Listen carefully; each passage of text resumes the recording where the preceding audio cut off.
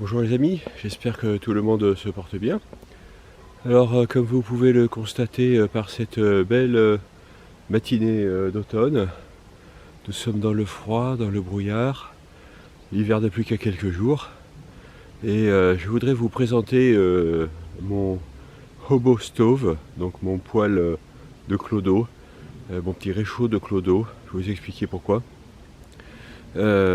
Qui pourra nous être utile puisque comme vous le savez tous, la filière énergétique en France est complètement sacrifiée. Donc on va peut-être avoir besoin de se chauffer, de se nourrir, de réchauffer sa popote sur du feu. Et comme le faisaient les hobos. Alors les hobos, c'était les clochards aux États-Unis, vous savez, ceux qui voyageaient dans les trains de marchandises. Certains d'entre eux étaient des voyous, des bandits, des paumés, des fous, il y avait vraiment de tout, même des poètes. Parfois ils étaient tous à la fois. Et ils ont développé des petits poêles à base de boîtes de conserve.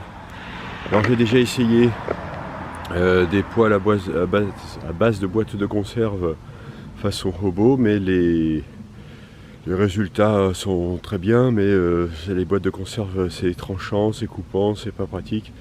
Donc j'ai lourdement investi 2,5 € dans un égouttoir à couvert que je vais vous présenter et que j'ai transformé en poêle. Voici la bête, donc un égouttoir à couvert avec un trou percé au moyen d'une petite perceuse, un petit disque, et puis voilà, le reste est intact.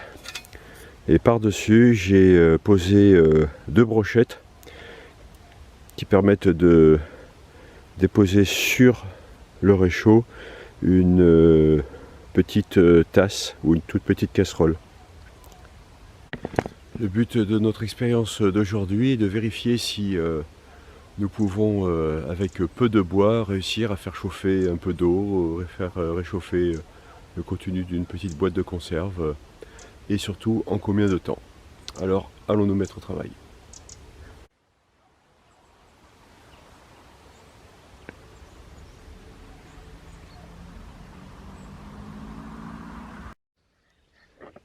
À l'aide de ma super scie, j'ai découpé un petit peu de bois mort, des branches mortes, et nous verrons si cette quantité est suffisante ou pas.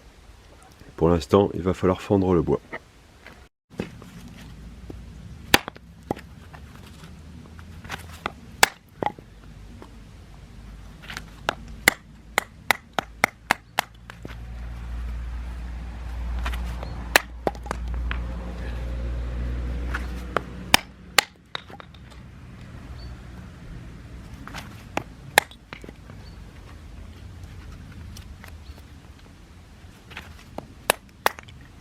Voilà, donc les branches que je suis en train de fendre ont été coupées sur pied, des branches mortes coupées sur le bois, sur l'arbre. Vous pouvez voir que le bois est assez sec, c'est encore la meilleure façon de couper du bois. Si jamais un jour vous êtes en forêt et que vous n'avez pas de bois, surtout ne ramassez pas le bois par terre. Coupez des branches mortes ou coupez un petit tronc encore debout, et là le bois sera vraiment sec même sous la pluie. Voilà un peu de bois fendu.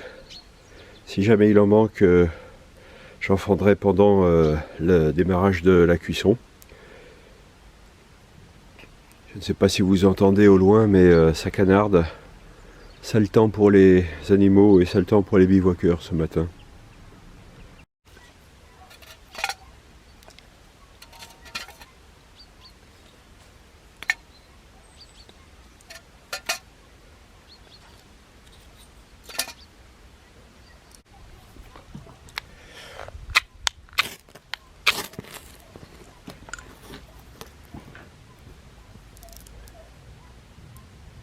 C'est parti, je lance le chronomètre.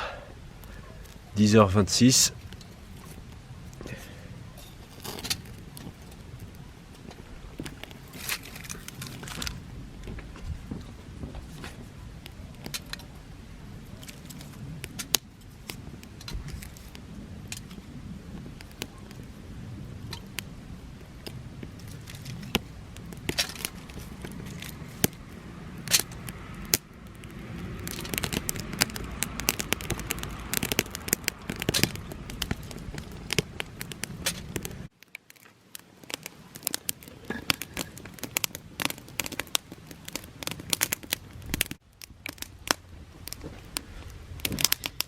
Voilà. L'avantage est que avec ce système de chauffage, on brûle de l'énergie 100% renouvelable. C'est donc très écologique.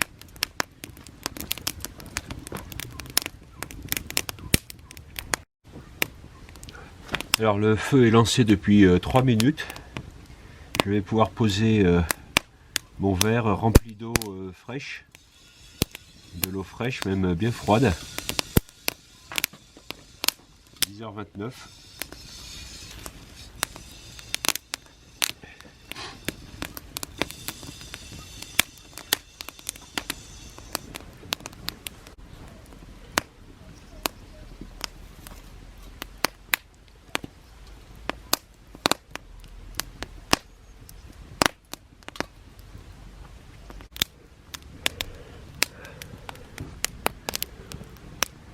Au bout de 4 minutes, l'eau commence à frémir. On voit les premières bulles au fond de mon verre. Voilà, au bout de 5 minutes, l'eau est très frémissante jusqu'en surface.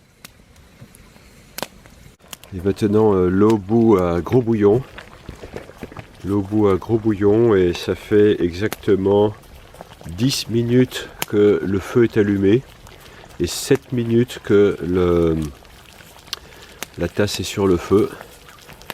Je vais même devoir attendre un peu avant d'aller chercher la tasse parce qu'il y a des grandes flammes.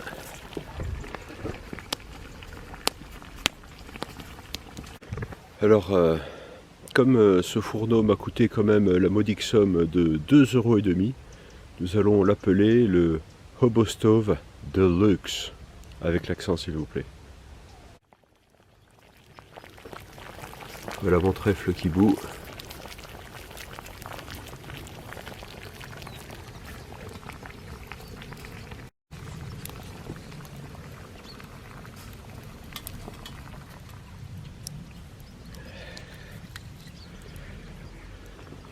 Voilà, ma tisane est prête à être bue. Regardez ma réserve de bois totalement inutile. À chaque fois je vois trop grand. Donc là pour faire bouillir en 10 minutes une tasse d'eau, d'eau assez froide, il m'a fallu environ 50 à 60 cm d'une branche de 5 cm de diamètre. Pas plus.